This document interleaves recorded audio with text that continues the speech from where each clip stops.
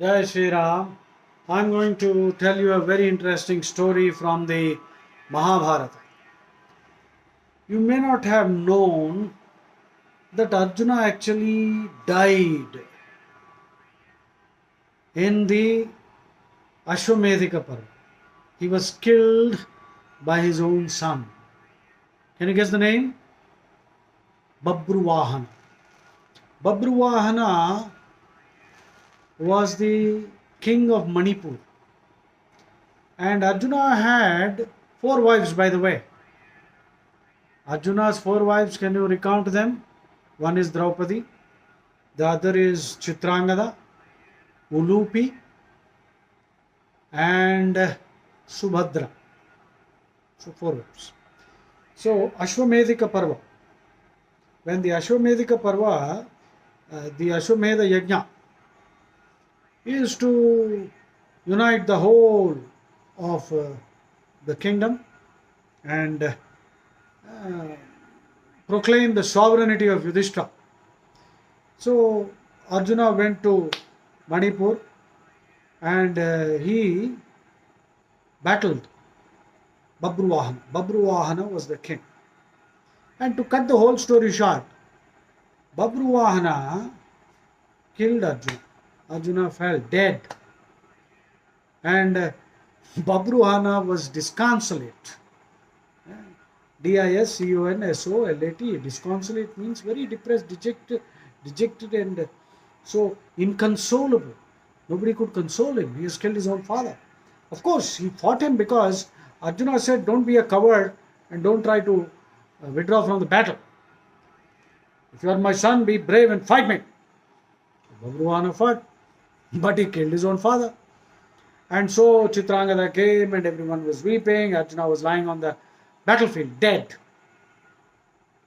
Then Ulupi. Ulupi was also Arjuna's wife. And Ulupi was a Nagakanya. Her father was the king of the Nagas. She had a magical gem. She brought that gem. She asked Babruvahana to put the gem on the chest of Arjun.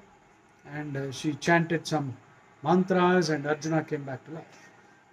And Arjuna, when he came back to life, he was shocked at seeing everyone. It was almost like he was in a swoon. He fainted. He syncoped. S-Y-N-C-O-P. Syncope means to faint. So Arjuna had no idea what happened. He got up and he said, why are all of you weeping? What has happened? So he was explained what exactly happened and how he died at the hands of his own son. He was shocked. Then Ulupi explained. See, Arjuna could not be defeated even by Indra.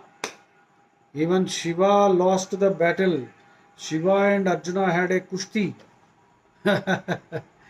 And Shiva could not defeat, which means Shiva was defeated. So that was the greatness of Arjuna, a great rishi. So Ulupi told Babruvahana, you see, this is all because of a certain curse. Ulupi narrated that once when she was in the Ganga, the Vasus, who were all the younger brothers of Bhishma. Bhishma is the eldest brother of all the Vasus. Dyav was his name as a Vasu. He was reborn. He was born as a human because he was stealing the cow of Vashishta. All the Vasus, wanted, they were guests of Vashishta. But Dyav's wife wanted Kamadhenu. So Vashishta was not willing to give. So Dyav stole. Because he stole the cow, he got caught and Vashishta cursed him, you will be born as a human. So that is how Bhishma was born as a human. So Ulupi narrates the story that once when she was in Ganga, she happened to see the Vasus. They all assembled and they were discussing. They were telling Ganga Mata that you see Bhishma was felled unjustly, unfairly by Dhananjaya when Bhishma was actually engaged with Shikandi. And Bhishma was not actually fighting with Shikandi because Bhishma had a vow that he will not fight a woman. Though Shikandi was not a woman, Shikandi was a Maharatha. He was born as a woman but magically transformed into a man. right? So that sex transformation took place. So Shikhandi was not a female. In our movies, they show Shikhandi as if he's some kind of a eunuch, but that's not true. Shikhandi was a Maharatha. In fact, in the Mahabharata, if you read the narrative, the explanation Vyasa gives, people thought when they saw Shikhandi battling, fighting, they felt they are seeing actually Sri Rama in battle. That was the, power.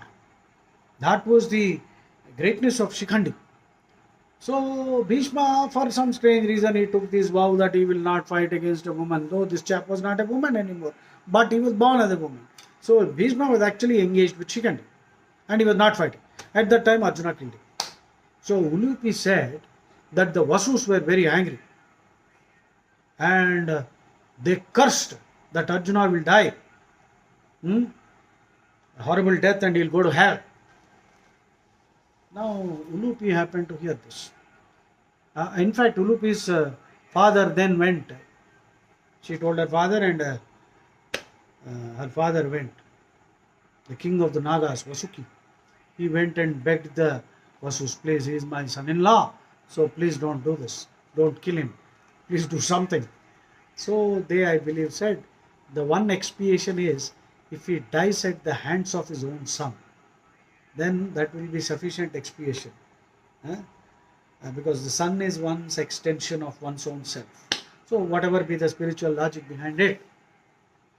So now that he has died at your hands and he has been revived by this jump, Arjuna has expiated for the sin of killing Bhishma unfairly. So that is how Arjuna died, expiated for the sin of killing Bhishma unfairly, and was revived by his wife Ulupi. Right? So nobody can escape. The consequences of your action will haunt you. They will bite you. Karma will come and bite you. So there is no question of escaping. So be very, very careful. Even our thoughts will have repercussions. Always entertain good thoughts. Satsang. Listen to Bhagavad Gita. Chant Ram Naam. Stop watching those silly Bollywood movies. Don't entertain any ill will towards anybody, because it will backfire very bad. Our thoughts, our words, and our actions, all these can boomerang. If you set up positive vibrations with your thoughts, you will benefit. Jai Shri Ram.